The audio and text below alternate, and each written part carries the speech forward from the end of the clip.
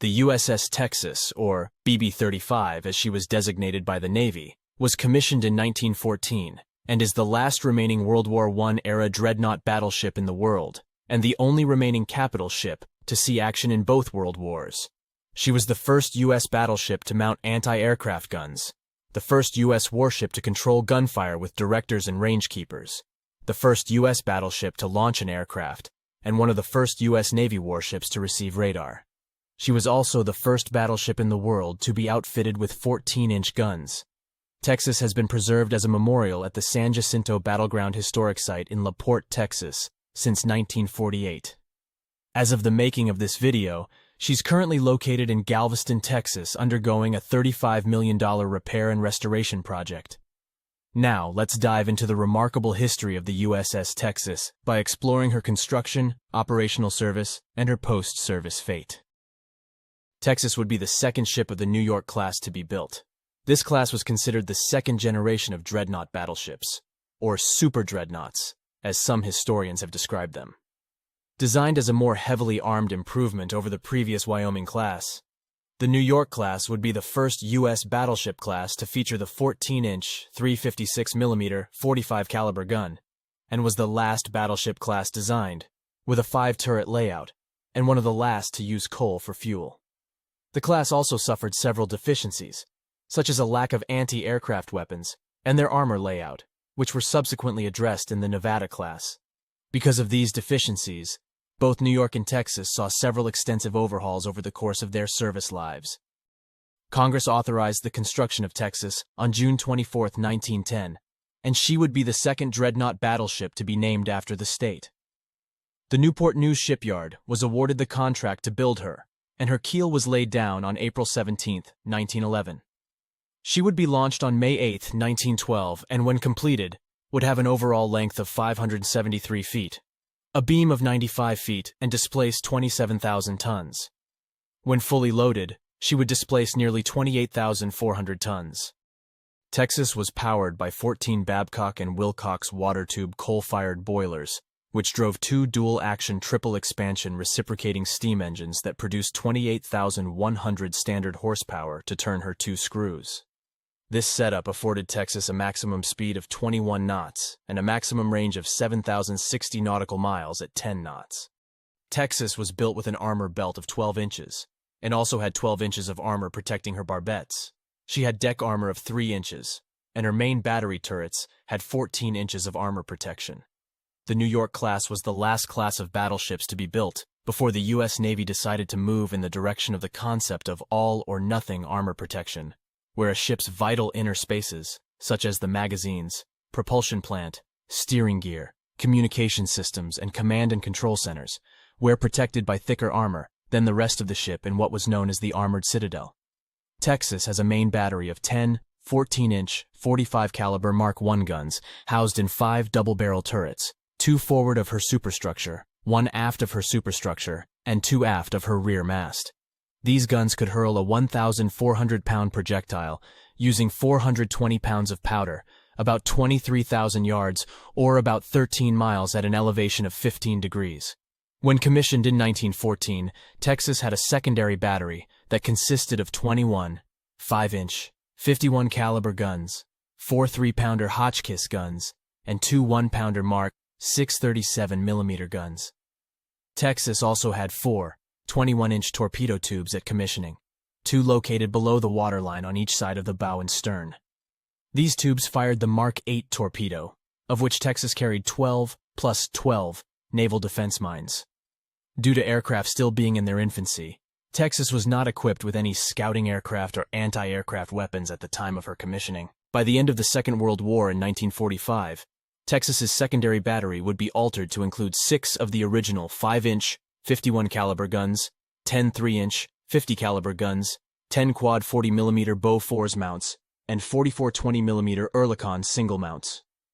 After having no anti-aircraft weapons in 1914, she would be considerably upgraded by 1945. Texas was commissioned into the fleet on March 12, 1914, with Captain Albert W. Grant in command. After commissioning, she would leave the Norfolk Navy Yard and head to the New York Navy Yard, where she would become the first ship in the United States Navy to receive fire control equipment, which would help her ability to track and hit targets. Due to the Tampico incident, Texas did not have a formal shakedown. Instead, she put to sea on May 13, 1914, and headed for Mexican waters off the coast of Veracruz, where she would support operations ashore for the next 2 months. She would enter the New York Navy Yard on August 21st, and upon leaving in early September, would join the Atlantic Fleet and settle into routine fleet operations. She would again head back to the waters off Veracruz in November, this time staying for about a month.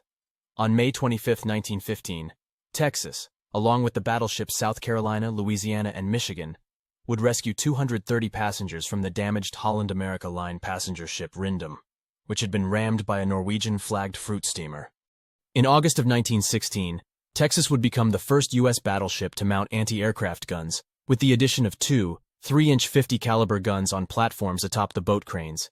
She would also become the first U.S. battleship to control gunfire with directors and rangefinders, the analog forerunners of the computers used by the U.S. Navy today to direct and control gunfire. When she returned to the fleet following the installation of these upgrades, Texas resumed normal fleet operations, which included alternating between training operations along the New England coast and off the Virginia Capes, and winter fleet tactical and gunnery drills in the West Indies. This routine would last until the United States entered World War I in April 1917. On April 6th, when the U.S. declared war on Germany, Texas was at anchor with the other Atlantic battleships at the mouth of the York River. Texas remained in the Virginia Capes, Hampton Roads vicinity, until mid-August, when she made her way to New York again for yard work. Her repairs were completed in late September, and as she made her way to Port Jefferson on the north shore of Long Island, she ran aground on September 27th. This occurred near Block Island, off the northern tip of Long Island. Her crew tried to get her loose for 3 days, before tugboats finally came to assist, and she backed off with their aid. Her navigator was held entirely responsible for the accident by the Navy Department. Due to this incident, she ended up back in the yard for repairs, and while there, her secondary battery was reduced to 18, then 16 5-inch, 51-caliber guns. She would depart New York for the Royal Navy base at Scapa Flow on January 30th, 1918, and arrived there on February 11th, rejoining Battleship Division 9, which had been renamed the 6th Battle Squadron and was attached to the British Grand Fleet. Texas's service with the Grand Fleet consisted of convoy missions and occasional forays to reinforce the British squadrons on blockade duty in the North Sea whenever German surface units threatened. In this role, however, Texas and her American cohorts would see very limited action, spending most of World War I conducting training exercises and war games with the British Grand Fleet. She would accompany the Grand Fleet to meet the surrendering German High Seas Fleet on November 21, 1918. Texas would escort President Woodrow Wilson in December to the Paris Peace Conference, and along with the other U.S. battleships present in European waters, would depart the next day for the return trip to the United States, arriving off New York on Christmas Day. Texas would get an overhaul and return to duty with the Atlantic Fleet in 1919. On March 10th, she would become the first battleship to launch an airplane when Lieutenant Commander Edward O. McDonnell flew a British-built Sopwith Camel off the warship at Guantanamo Bay. Later on in 1919, Texas would successfully employ naval aircraft to spot the fall of shot during a main battery exercise, demonstrating that aircraft-borne gunfire spotters were significantly more accurate than shipboard spotters were. On July 26, 1919, Texas entered the Pacific Ocean as part of the newly formed Pacific Fleet. She would spend the next 5.5 years as a member of the Pacific Fleet, before returning to the East Coast for an overhaul and training exercises. In November of 1924, she sank the incomplete battleship Washington in compliance with the newly signed Naval Arms Limitation Treaty of 1922, and also conducted training as part of the scouting fleet. On July 25, 1925, Texas entered the Norfolk Navy Yard for an extensive overhaul and modernization that would take over a year to complete. She would have her cage masts replaced with tripod masts, and atop the forward tripod, a fire control tower was installed. Her 14 Babcock and Wilcox coal-fired boilers were replaced with 6 Bureau Express oil-fired boilers, and her twin funnels were trunked into one, aft of the forward superstructure. Texas's fire control equipment overall was upgraded, and torpedo blisters were added to both sides of her hull for more underwater protection. A tower was built amidships that contained additional fire control equipment to back up the system on the foremast. A new aircraft catapult was installed atop turret number 3, and cranes were installed on either side of the funnel for boat and aircraft handling. Additional deck protection was added, widening Texas's beam. Additionally, her anti-aircraft armament was increased to 8 3-inch guns, and all of her torpedo tubes were removed. 6 of her 5-inch guns were relocated to new main deck casemates at this time. Once her overhaul was complete in November of 1926, Texas rejoined the fleet and was designated the flagship of the United States fleet. She resumed duty along the eastern seaboard until being dispatched to the Pacific for a brief stint in late 1927. She would move back to the eastern seaboard by mid-December 1927, and in January 1928 would transport President Calvin Coolidge to Havana, Cuba, for the Pan American Conference. After this, she would head for Hawaiian waters, via the Panama Canal and the U.S. West Coast, for maneuvers with the fleet. Texas returned to New York in March 1929 for a normal overhaul and refit before heading back to the Pacific and the port of San Pedro, north of Los Angeles, where she would reside as the flagship of the fleet until 1937. In the summer of that year, she would be reassigned to the East Coast as the flagship of the training detachment, soon after becoming the flagship of the newly organized Atlantic Squadron, built around Battleship Division 5.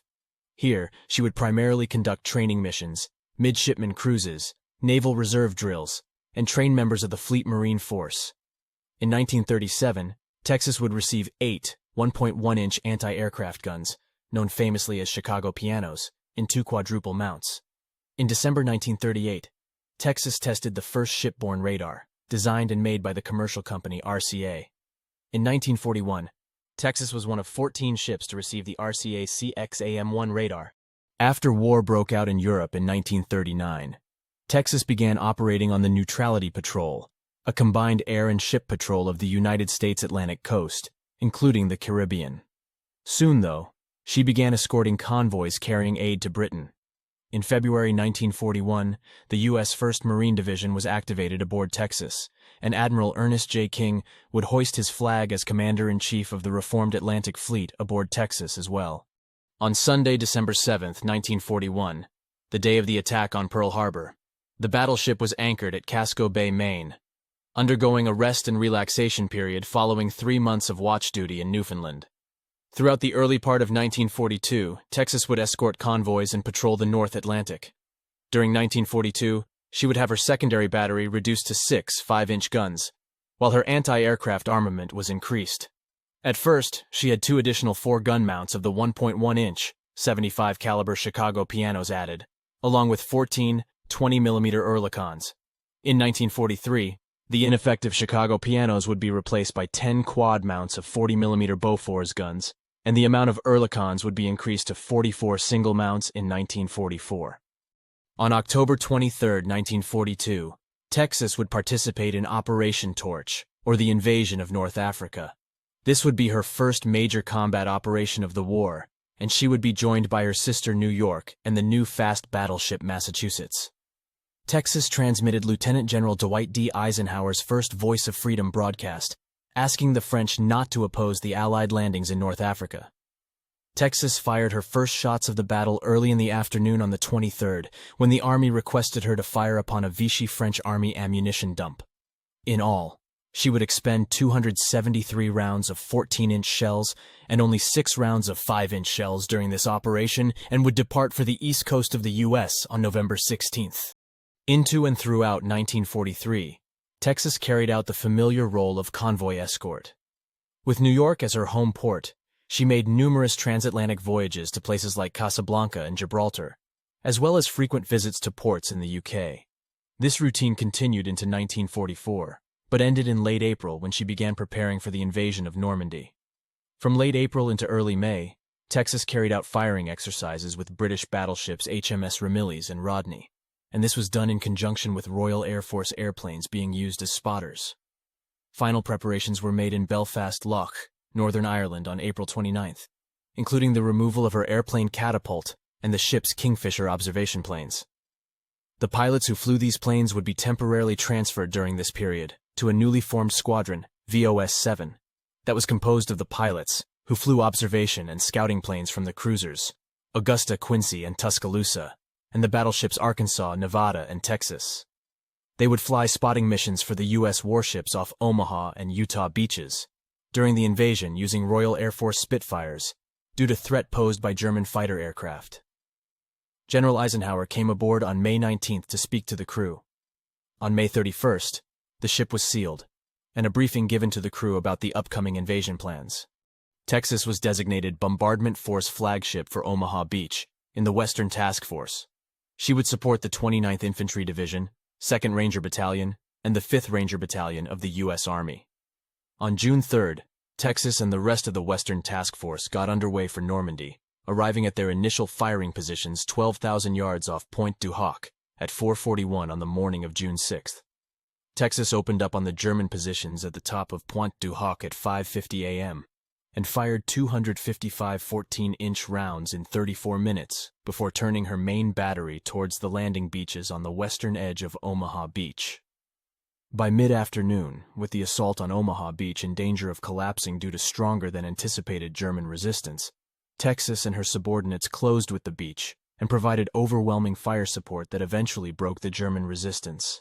At one point, she was within 3,000 yards of the beach, firing her main guns with very little elevation. She would spend the next several days off the coast of Normandy providing fire support for the advancing GIs. Her last fire support mission came on June 15th, when her starboard torpedo blister was flooded with water to provide a list of 2 degrees to give her guns enough elevation to complete the fire mission. Texas would head back to England on June 18th for replenishment, and on June 25th, arrive off the coast of the port of Cherbourg with the battleships Arkansas and Nevada, 4 cruisers, and 11 destroyers. Their orders were to suppress the fortifications and batteries surrounding the town as the U.S. Army attacked the city from the south. At just after noon, the battleships opened up the barrage.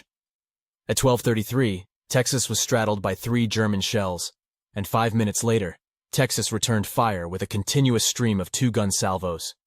The battleship continued her firing runs, in spite of shell geysers, blossoming all around her. At 1:16, a German shell skidded across the top of her conning tower, sheared the top of the fire control periscope off, hit the main support column of the navigation bridge, and exploded. The explosion caused the deck of the pilot house above to be blown upwards approximately 4 feet, wrecked the interior of the pilot house, and wounded 7. Of the 11 total casualties from the German shell hit, only 1 man succumbed to his wounds, the helmsman on duty, Kristen Christensen. She continued to deliver 14-inch 2-gun salvos. At 2:47, an unexploded German shell was reported. The shell crashed through the port bow directly below the wardroom and entered a stateroom but failed to explode. The unexploded shell was later disarmed by a Navy bomb disposal officer in Portsmouth and is currently displayed aboard the ship. Throughout the 3-hour bombardment, the Germans straddled Texas with near misses over 65 times, but she continued her mission, firing 206 14-inch shells at Battery Hamburg until being ordered to retire at 4:01 p.m. Texas underwent repairs, then participated in Operation Dragoon, or the invasion of southern France, on August 15th. Here she provided the pre-invasion bombardment of the landing beaches and fire support, until she was no longer needed in that capacity. She headed back to the U.S. in late August, arriving in New York on September 14th. In New York, Texas underwent a brief overhaul and refit, during which the barrels on her main battery were replaced.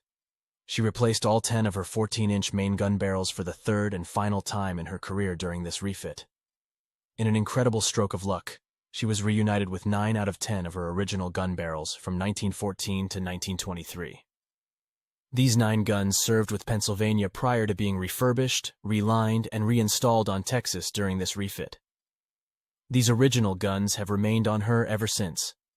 After her refit, Texas headed to the Pacific for operations against the Japanese, and she would arrive off Iwo Jima on February 16, 1945, to once again provide a pre-invasion shore bombardment and then fire support to the troops ashore. Then she would head to the island of Okinawa in late March and provide shore bombardment and fire support there. Here, she would come face to face with the kamikaze threat, but escape with no major damage. During this time, her crew would spend 50 continuous days at general quarters, eating only K rations and showering every 3 days. In total, She fired 2,019 14-inch shells, 2,643 5-inch shells, 493-inch shells, 3,100 rounds of 40mm ammunition, and 2,205 rounds of 20mm ammunition during the Okinawa campaign. On May 17th, Texas arrived at Leyte in the Philippines and remained there until after the Japanese capitulation on August 15th. She returned to Okinawa toward the end of August and stayed in the general vicinity until September 23rd, when she departed for the trip back to the United States. She participated in Operation Magic Carpet, making several trips to bring servicemen home before making her way to the Norfolk Navy Yard for inactivation in February 1946. She was placed in the reserve fleet at Baltimore in June. On April 17, 1947, the Battleship Texas Commission was established by the Texas legislature to care for the ship. The commission came up with $225,000 necessary to pay for towing her from Baltimore to San Jacinto. On March 17, 1948, she began her journey to her new anchorage, located along the busy Houston Ship Channel near the San Jacinto Monument at San Jacinto State Park. She would arrive there on April 20th and become the first permanent battleship memorial museum in the U.S. Texas was designated a National Historic Mechanical Engineering Landmark by the American Society of Mechanical Engineers in 1975, and a National Historic Landmark by the National Park Service in 1976. In 1983, the Texas state legislature turned control of the ship over to the Texas Parks and Wildlife Department in order to better maintain and protect the ship going forward. This effort resulted in Texas having a dry dock visit in 1988 that lasted 14 months and sought to restore her to her 1945 condition and appearance. During this refit, yard workers sandblasted paint from her hull and superstructure and replaced many tons of rusted metal from the hull. Inside the ship, welders and fabricators replaced weakened structural beams and numerous rusted-out deck plates. Topside, concrete from the main deck was removed, and a new pinewood deck was installed along with 10 quad 40mm Bofors mounts, some of which were salvaged from the battleship USS Missouri during her recall to active duty in the mid-1980s. She was repainted in the Measure 21 dark blue paint scheme she had while operating in the Pacific Theater in 1945. Texas reopened to the public in September of 1990. Over the last several years, leaks have developed throughout the hull of the ship, once again causing Texas to need time in a dry dock for repairs. On August 31, 2022, she was towed out of her berth and to a floating dry dock at Gulf Copper Dry Dock and Rig Repair in Galveston for a $35 million refit. She has also received a matching grant of $35 million from the United States government towards her repairs. As of the making of this video, repairs are still ongoing, as is the search for a new home port in the Upper Coast region of the state that will hopefully afford Texas better conditions to be preserved in. Thank you for watching, and if you enjoyed this video, please hit the like button, comment and subscribe so that we can bring you more insightful content just like this.